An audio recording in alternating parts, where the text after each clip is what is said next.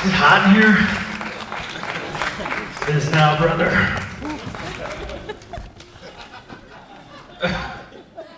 What? I got you something. Phil and I did a podcast last night, and at the end of the podcast, the interviewers were like, "So did you keep any props?" And Phil was like, "Well, this is my first movie, and I didn't know if that was allowed, so no." And so I'd like to start this off by giving you a green marble from the movie, Phil size. And then Elissa, I got you Did I get a marble? Sadie size marble right here. A slightly smaller marble. A flat marble. Nice. Thank you. You're welcome. I love you. I dropped mine. Oh, he's getting It's fine, it. it's fine, it's not hot. Can I have it back, please? Thank you. All Hold right, on. I will kick this off, but I'll throw it to you guys in a bit. But Travis, let's start by talking about, you've been doing genre pictures for a very long time. You've been a producer. You've helped a lot of talent. How was it being on the other side of the line, effectively? How was it being behind the camera and the one, directing the entire feel and the look and the sort of vision of the project? Yeah, I was surprised about how many opinions people have. Like, I'm directing the fucking thing, leave me alone. No, everybody's out there, yeah, you should try this, maybe tilt up. Yeah, no. So yes, I have a huge appreciation for everybody who's been in this position before, especially the people that dealt with me before, so. And you were saying, the film has a lot of asshole man in it, and there's a lot of ideas behind it that were these personal, or were you just exploring stuff you observed, where you were creating it? So the house itself is outside of Chicago, and it was a bordello at the turn of the century, and it actually sits across the street from a church. Those are the facts. And the rumors, or the local legend is that two women died there, one a 13-year-old girl, and then one a sex worker. And so 12. She was 12, according to that one article on Google. So those are the sort of the broad strokes that you're dealing with, and you're like, what am I going to do with that? Like, what is my into a story here? And just for me, it seemed like the best approach was to sort of look at the dynamics at play in sort of people who could walk across the street and go to church, or go across the other way and go to a bordello. And so yeah, I'm an old dude and thought about some of the choices I made in my life, and was like, well, maybe that's a thing you could bring to it that's a little unique. So yeah, I think we have choices we make in our life, and when you make bad choices, that's totally on you. So that's what I was hoping to explore with it, is this idea that at every moment we have a decision to make. Are we going to be our best selves or our lesser selves? And so that was sort of my approach to it. A lot of people have not experienced my lesser self, because people who have. I want to ask Phil about what attracted you to the project. Obviously, he's a very complex character, someone who's struggling with a lot of the choices he makes throughout.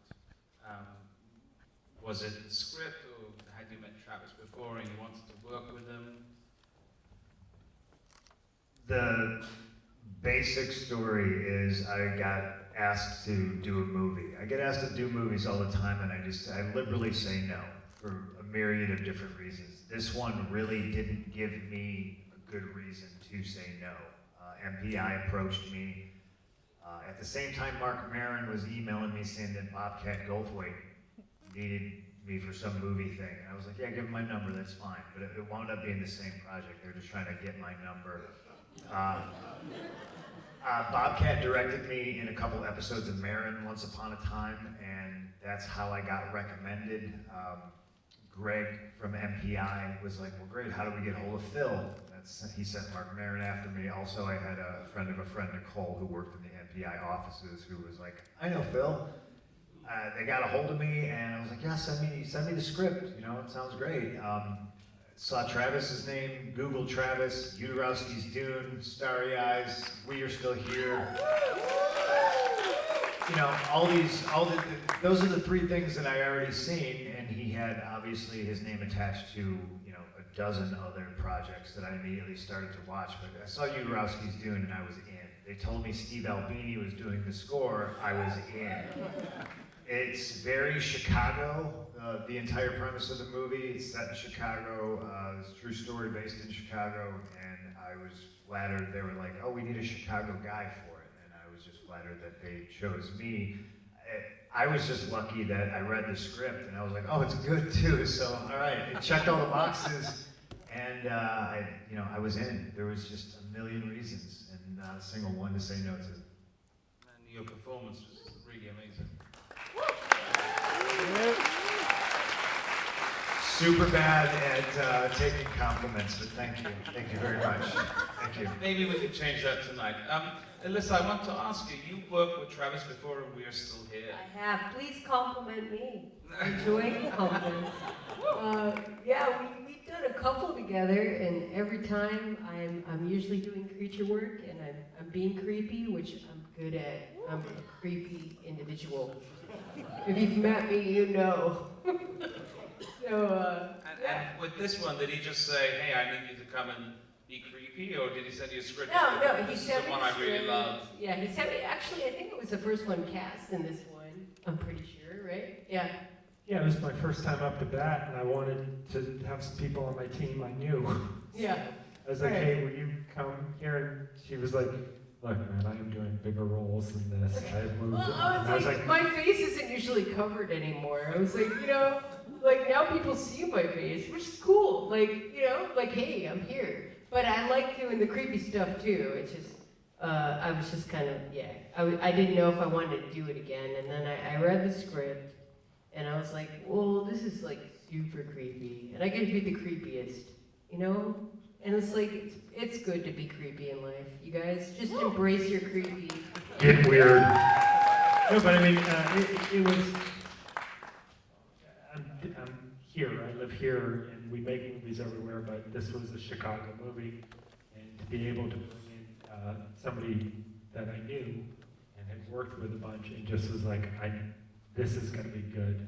And for this character that's so flickery, you know, it's just she's in the background, in reflections, walking through hallways. I was there the whole time, by the way. I was there every day we shot. Just this But subliminal you see thing. me for a second. Like, you don't even know. Your brain sees me, but I'm there. I just penetrate you in ways you have no idea. Yeah, she's like I will always be in you, all of you. she's like a creepy virus. Who just is sort of there, and then I'm suddenly like- you're fucked. Yeah, I'm like the hip. But I mean, that was Here, kind of here. that was it for me, because it was like, I gotta make this thing.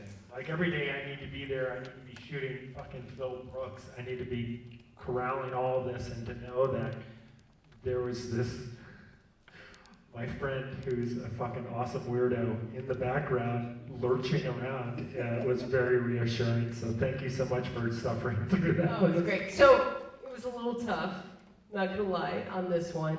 Like, we are still here. God bless Marcus. Everything was like on top of my mouth and my eyes. This one, I had no mouth and I had no eyes and I could barely breathe. And it was tough. I'm not gonna lie.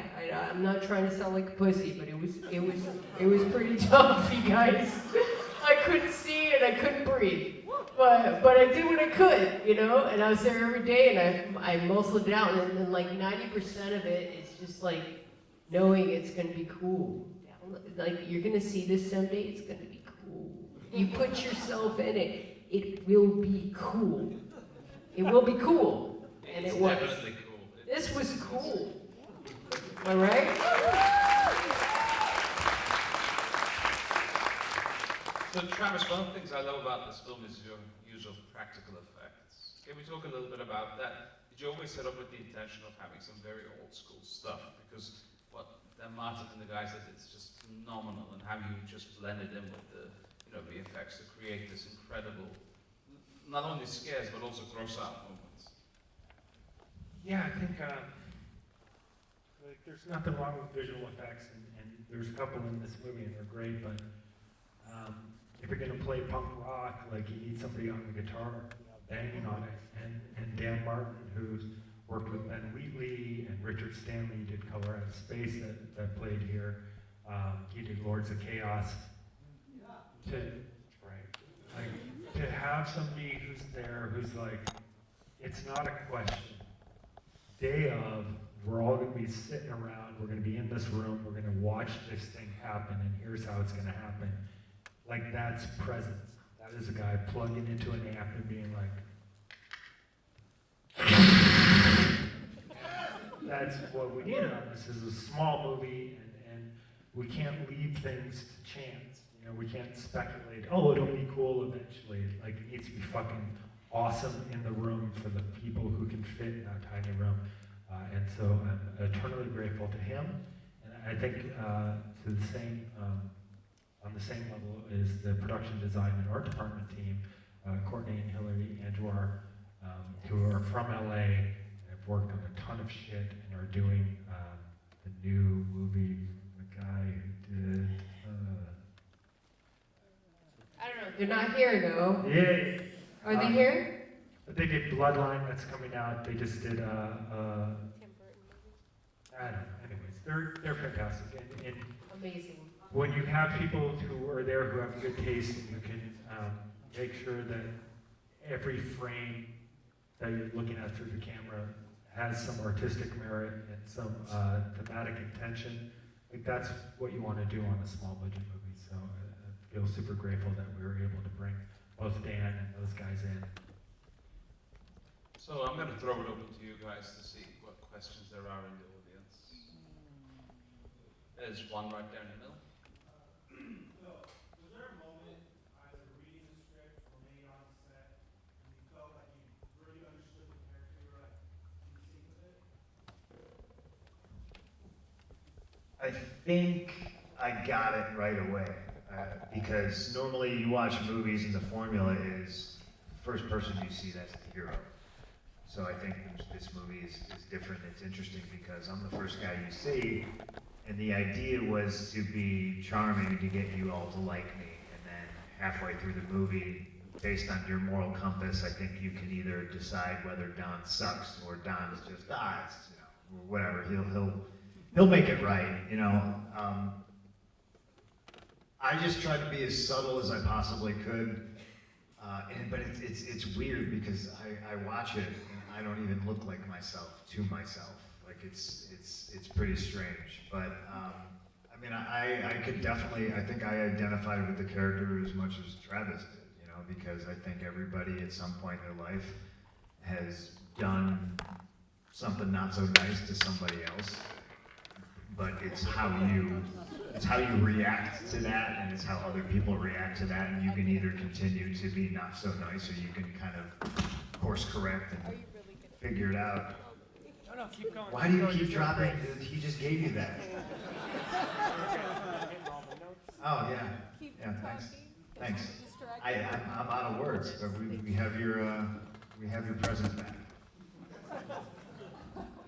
We'll take another question. Right there. How did you end up shooting in Frankfurt? I grew up near that area. I'm just curious how you came to find that place and why you found it. Do you not know that house is actually haunted? I'm not from Joliet, which is like a couple towns over, but Yeah, well, fuck Joliet. We're about Frankfurt. No, Joliet's great. Come on, guys. Literally, just figuratively. No. So the house is in Frankfurt, and that's where our benefactors, the great production company, is based. They had purchased the house and then come to find out about this local legend. Wait, so they didn't know before? My understanding of the timeline is that it was a real estate investment that once they owned it, they found out. And this is no joke. While we're filming it, every single day, somebody would drive by and honk and be like, "See any ghosts?"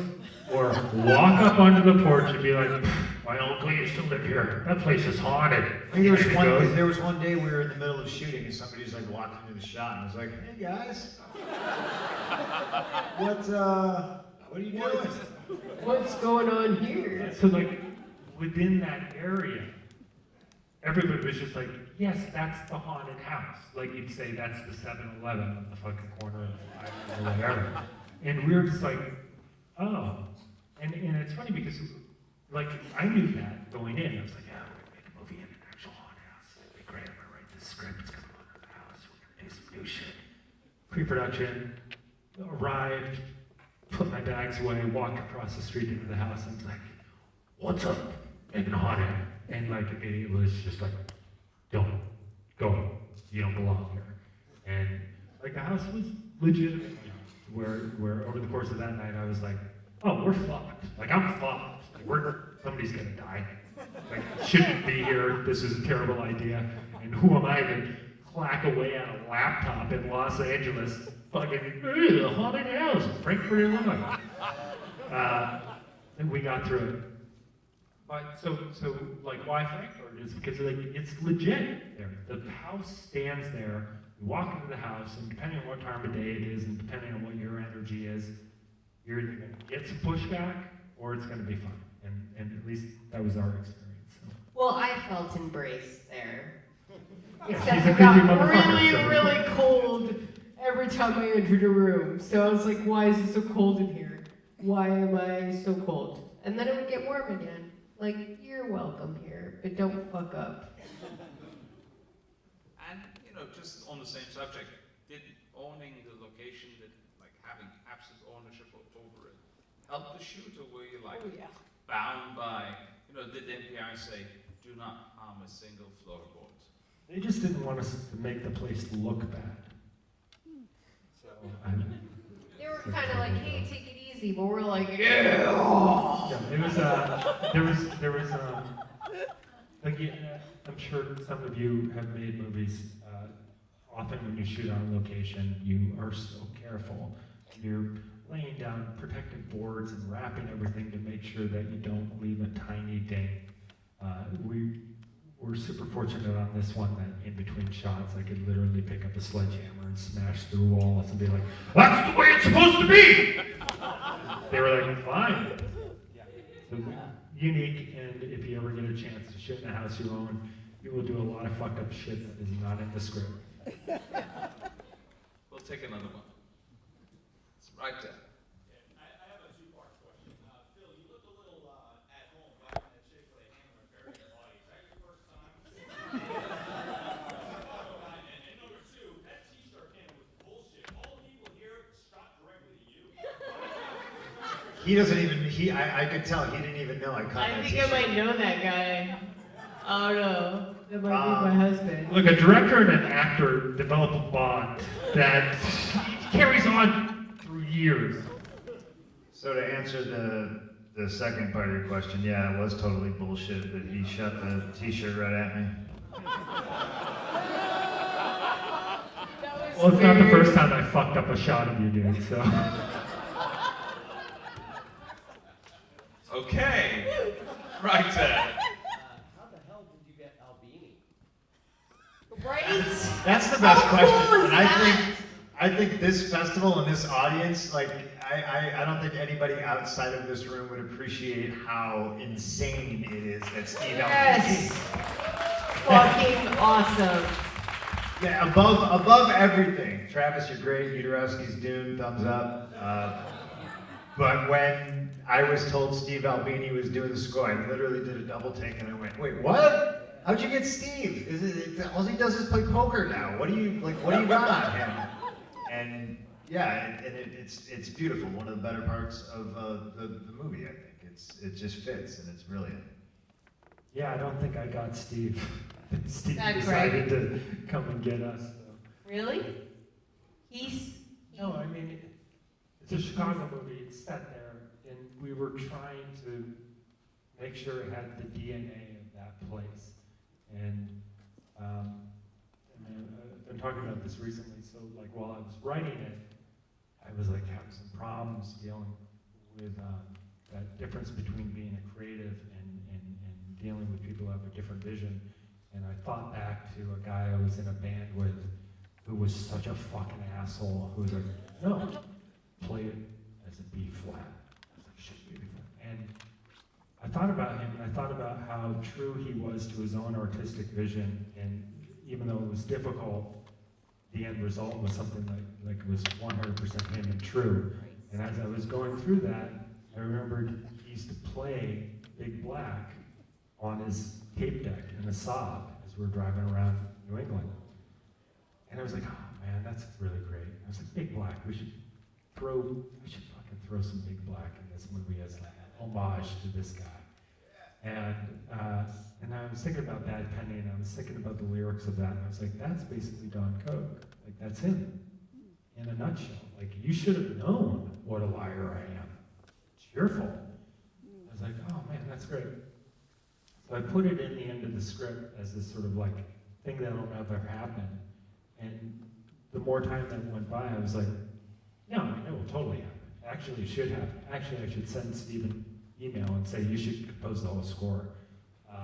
And for whatever reason, like the universe lined up, and I sent that email, and he's like, sounds cool.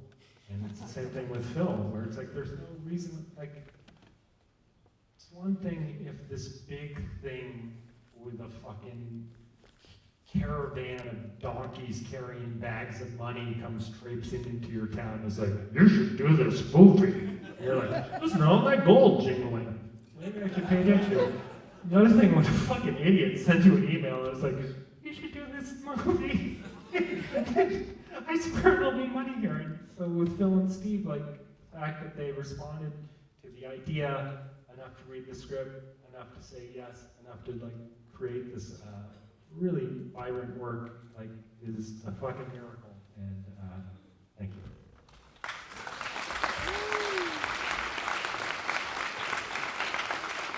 Any more? We'll go right to the back and then we'll go to you.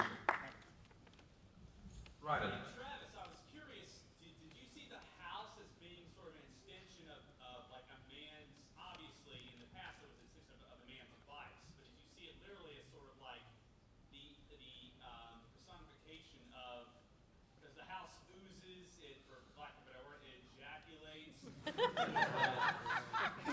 you were writing, did you see that as like the house is a metaphor for what the worser parts of what a man's libido could present? Sexter, sis. Did everybody hear that question? Yeah, I mean, for me, that was only Don's experience in the house. I think that house presents, it tests you, whoever the individual is who comes through that door, that's the experience that that house will create. And in this particular story, Don, the guy who comes through that house, triggers all of those responses. So there's a certain sort of machismo and like bravado and sort of like, this is what I deserve. That the house is like, here's some cum, you know, and like tries Wait a to say, second, what? sorry, ectoplasm. Movie comes out October 25th. Can't lose my star before then. Ectoplasm. Ectoplasm. And vile.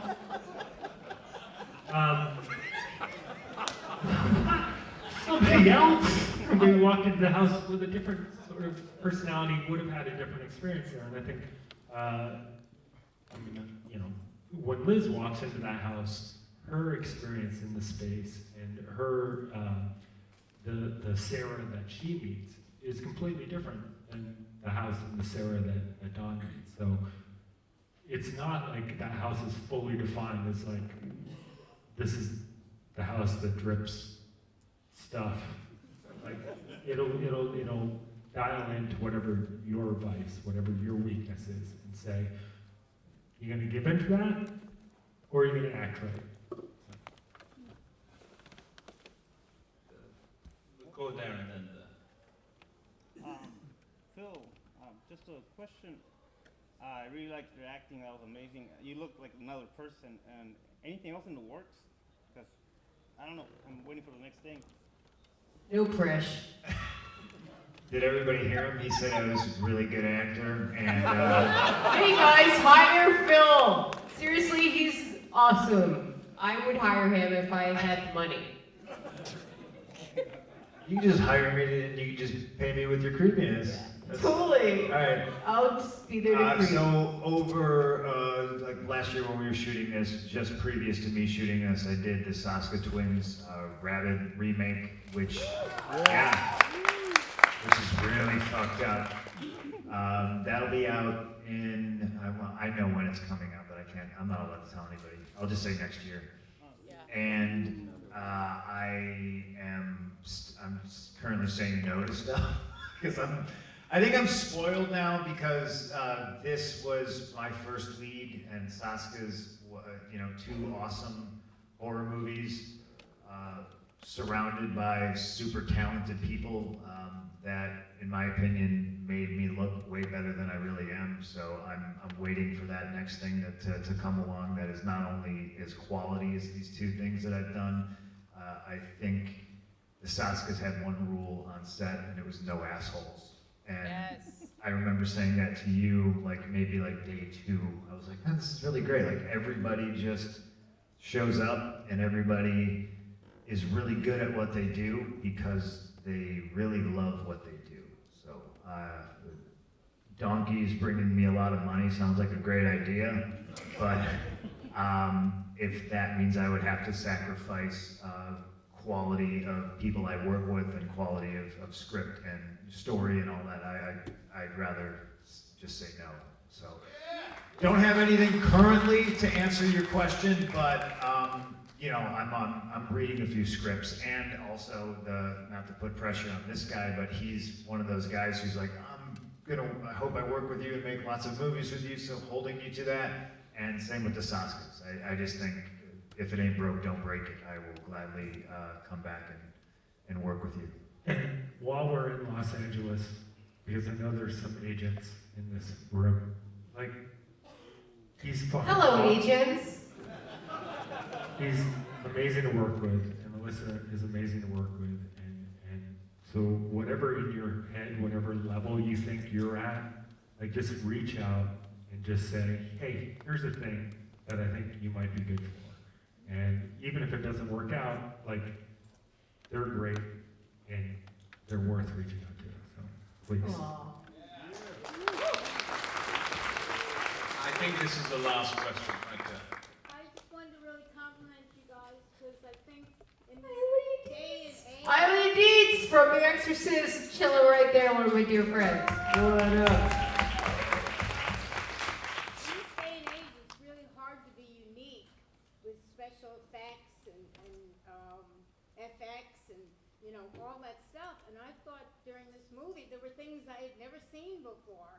And I was really asked David. I was sitting there making little sounds like oh, and my eyes. I mean, seriously, some of that stuff I've never seen in horror films before. I just really wanted to compliment you guys on your uniqueness and the ability to be different.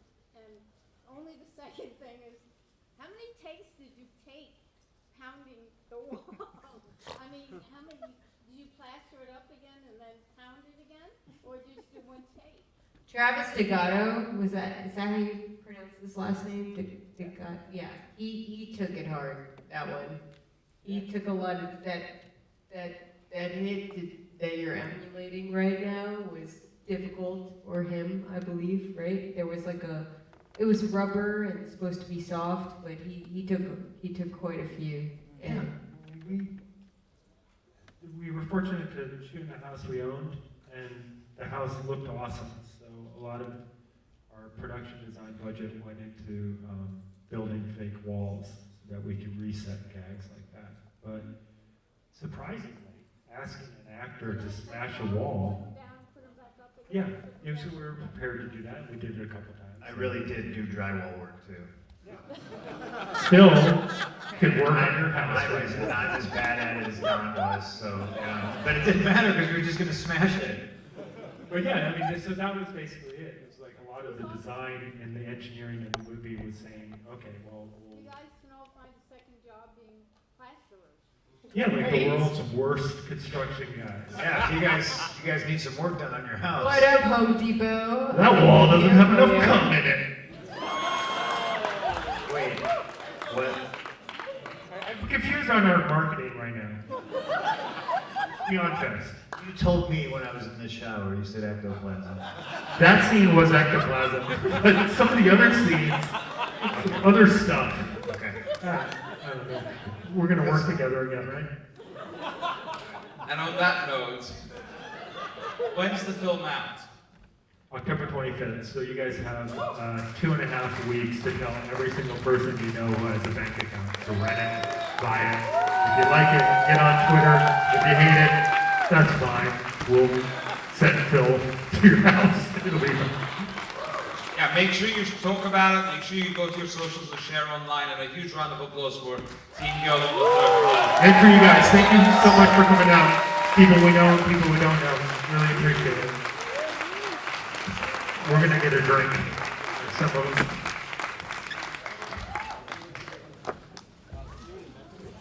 I got your marble. I got your